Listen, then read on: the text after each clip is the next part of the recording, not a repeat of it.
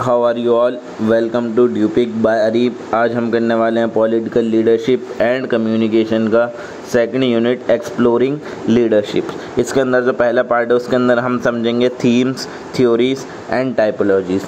तो चलिए स्टार्ट करते हैं आज की वीडियो। तो सबसे पहले देखेंगे हम थीम्स क्या क्या होती हैं लीडरशिप की। सबसे पहली होती है अथॉरिटी एंड पावर। अथॉरिटी क्या होती है? Authority refers to the legitimate power that leader possesses which is recognised and accepted by follower. यानी अथॉरिटी एक ऐसी लेजिटिमेट पावर होती है जो लीडर के पास होती है, जिसको उसके फॉलोवर रिकॉग्नाइज करना है और उस चीज़ को एक्सेप्ट करते हैं। और पावर कैन भी क्या, पावर हमारी दो टाइप की हो सकती है। फॉर्मल, एक तो जो उसकी पोजीशन के हिसाब से होगी एक लीडर की, और दूसरी होगी उस इनफॉर्मल, जो कि उसके पर्सनल इन्फ्लुएंस के हिसाब से होगी। तो पावर दो टाइप की हो सकती है, एक फॉर्मल और इनफॉर्मल। फॉर्मल कौन सी होगी? जो उसकी पोजीशन के बेस पर होगी, और इनफॉर्मल उसके पर्सनल इन्फ्लुएंस के बेस पर होगी। सेकंड है आपका influence and persuasion. Leader use various tactics to influence and persuade followers including rational persuasion, inspirational appeals and consultation. जो लीडर्स होते हैं वो अलग अलग टैक्टिक यूज़ करते हैं ताकि वो जो उसके फॉलोअर्स हैं उसको इन्फ्लुएंस कर सकें या फिर उनको परसुएड कर सकते हैं। इसके अंदर वो क्या क्या करते हैं, जैसे कि वो रैशनल परसुएशन करते हैं, इंस्पिरेशनल अपील देते हैं लोगों को, और कंसल्टेशन करते हैं लोगों की। ठीक है, ये तो होगा आपका इन्फ्लुएंस और परसुएशन। तीसरा है ethics and integrity. Ethical leadership involve adhering to moral principle and promoting ethical behaviour among followers. Ethical leadership उस टाइप की लीडरशिप होती है जिसके अंदर जो लीडर होता है वो मोरल प्रिंसिपल वगैरह मतलब मोरल प्रिंसिपल के बेस पर चलता है और एथिकल बिहेवियर प्रमोट करता है अपने फॉलोअर्स के बीच में। Integrity is critical for building trust and credibility. अगर आपको अपने फॉलोअर्स के बीच में ट्रस्ट और क्रेडिबिलिटी डेवलप करनी है तो आपके अंदर इंटीग्रिटी लीडरशिप होनी चाहिए। ठीक है, और विजन एंड स्ट्रेटजी है आपका fourth. Leader provide a vision for the future and develop strategies to achieve organisational goal. Leader जो होते हैं वो अपने फॉलोअर्स को क्या दिखाते हैं? फ्यूचर का विजन दिखा देंगे। मतलब इन फ्यूचर अगर आप मेरे साथ चले तो मतलब जैसे कि जो लीडर्स होते हैं पॉलिटिकल लीडर्स की, अगर आपने हमको वोट दिया तो हम आपके एरिया में ये कर देंगे, वो डेवलपमेंट कर देंगे। ठीक है, ये सब वो क्या करते हैं? विजन दिखाते हैं हमें फ्यूचर का, और वो उसके लिए वो स्ट्रेटजीज़ भी बनाते हैं ताकि वो विजन अचीव हो पाए। ठीक है, उसके बाद effective communication of the vision is essential for motivating and aligning follower. अगर किसी पॉलिटिकल लीडर को जनता कलेक्ट करनी है, ठीक है, तो उसको क्या करना पड़ेगा? सबसे ज़्यादा इन विजन्स को उसको एक्सप्लेन करना पड़ेगा पब्लिक को। ठीक है, पब्लिक को जब तक पता ही नहीं होगा कि मतलब ये लीडर क्यों बनना चाह रहा है, किस डेवलपमेंट के लिए बनना चाह रहा है, तो वो उसे वो वोट नहीं करेंगे। बट उन्हें जब पता होगा कि हाँ ये हमारे भले के लिए कर रहा है, ये हमारे एरिया को डेवलप करेगा। ठीक है, और ये कब होगा? जब वो खुद कम्युनिकेट करेगा। पब्लिक को खुद तो पता नहीं लगेगा ना कि ये क्या करना चाह रहा है, जब तक एक पॉलिटिकल लीडर खुद पब्लिक से कम्युनिकेट नहीं करेगा कि मैं ये डेवलपमेंट प्रोग्राम करूँगा, तो पब्लिक को पता नहीं चलेगा तब तक।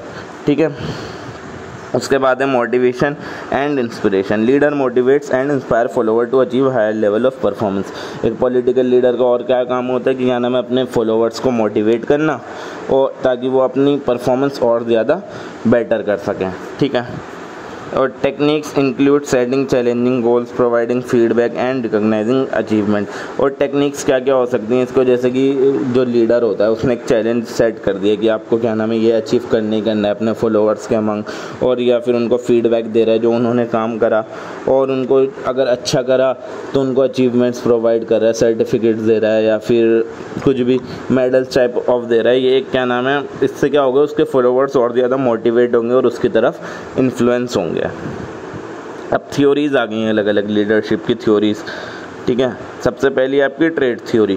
Focus on identifying the personal characteristic and trade that distinguish effective leader from non leader. यानी कुछ कुछ इंसान के अंदर ट्रेड्स होते हैं जो एक इफेक्टिव लीडर्स और नॉन लीडर्स के बीच में डिफरेंस क्रिएट करते हैं। एक कुछ इंसान के अंदर आदतें डेवलप्ड होती हैं जो क्या नाम है एक लीडर में होनी चाहिए, और एक नॉन लीडर में वो चीज़ नहीं होती। जैसे कि इंटेलिजेंस हो गया, एक लीडर के अंदर क्या होता है? इंटेलिजेंस होता है, जबकि नॉन लीडर के अंदर नहीं होता। सेल्फ कॉन्फिडेंस होता है लीडर के अंदर, बल्कि नॉन लीडर के अंदर नहीं होता। डिटर्मिनेशन होता है, इंटीग्रिटी होती है, सोशेबिलिटी होती है। ये सब चीज़ें क्या हैं जो एक लीडर के अंदर तो पाए जाते हैं ये सब ट्रेड्स, मगर क्या नॉन लीडर के अंदर ये सब चीज़ें नहीं पाई जाती। तो यही थी आपकी ट्रेड थ्योरी।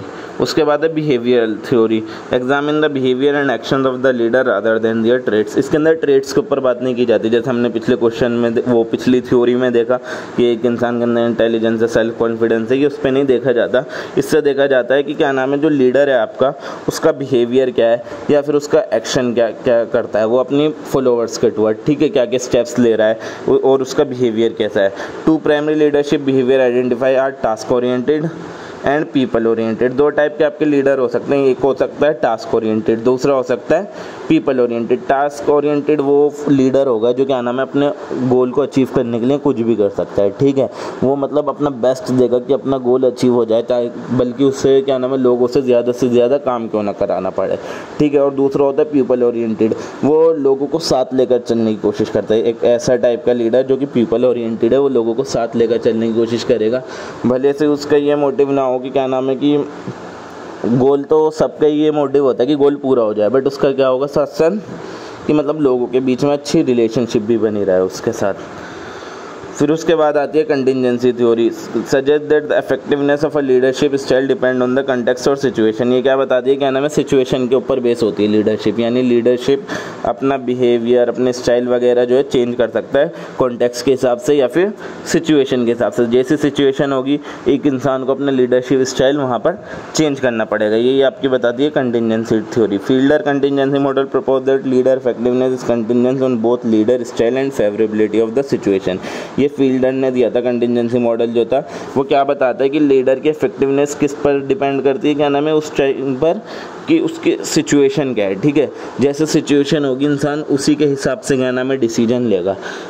तो ये थी आपकी कंटिजेंसी थ्योरी। अब है ट्रांसफॉर्मेशनल लीडरशिप।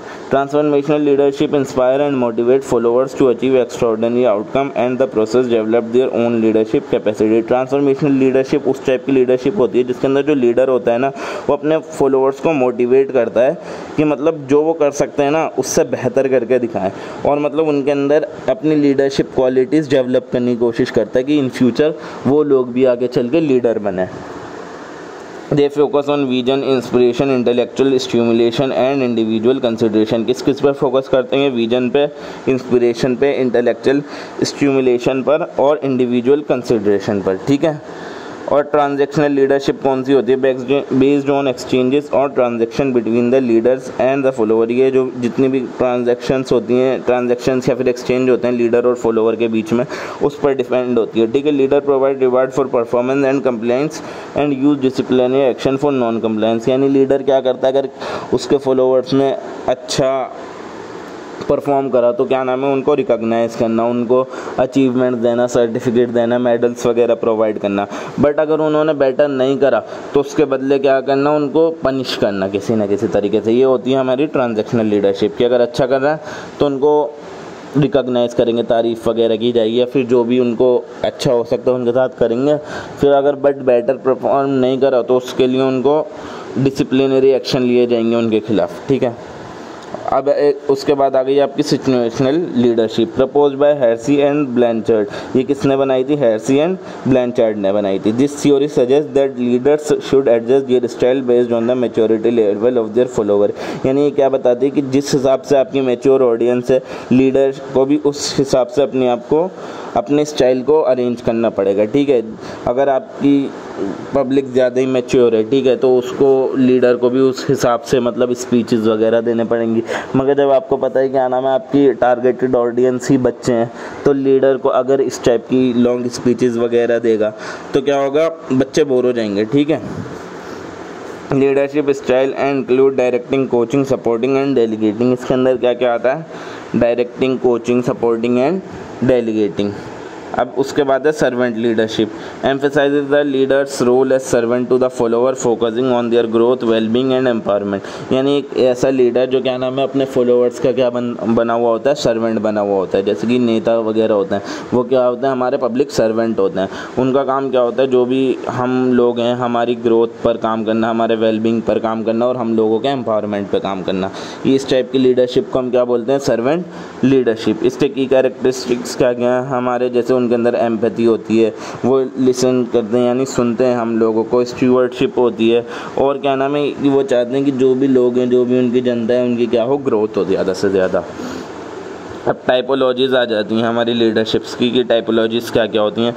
एक हो गई हमारी autocratic leadership, centralise decision making with little input from follower. Autocratic यानी कि एक ही इंसान के पास सारे डिसीजन लेने की पावर होती है, बट फॉलोअर्स का हल्का पुल्का सा इनपुट होता है, मगर एक ही इंसान होता है जिसके पास सारे डिसीजन लेने की पावर होती है। Leader maintain strict control and rely on authority to achieve goal. इसके अंदर लीडर जो होता है वो अपने फॉलोअर्स पर पूरा स्ट्रिक्ट कंट्रोल रखता है, और क्या नाम है, उसी के पास जब पावर होती है तो वह गोल्स को अचीव करने का अपना बेस्ट ट्राई करता है। फिर उसके बाद आगे democratic leadership, involve participative decision making way leader seek input and consensus from follower.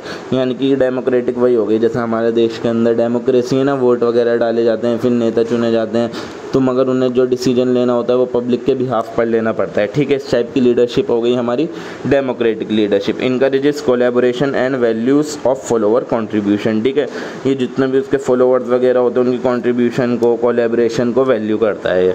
और उसके बाद आ गई laissez free fair leadership leaders provide minimal direction and allow followers to make decision. इसके अंदर हल्का पुल्का लीडर्स जो होते हैं बता देते हैं पब्लिक को ये करना है वो करना है, और उसके बाद क्या छोड़ देते हैं, पब्लिक के ऊपर ही छोड़ देते हैं कि जो वो खुद डिसीजन लेंगी वो उस हिसाब से कर देते हैं। इनका काम क्या होता है, बस हल्का पुल्का गाइड कर देना, बाकी का काम डिसीजन लेने का इनके फॉलोअर्स का ही होता है। Suitable for highly skilled and motivated team that are required little supervision.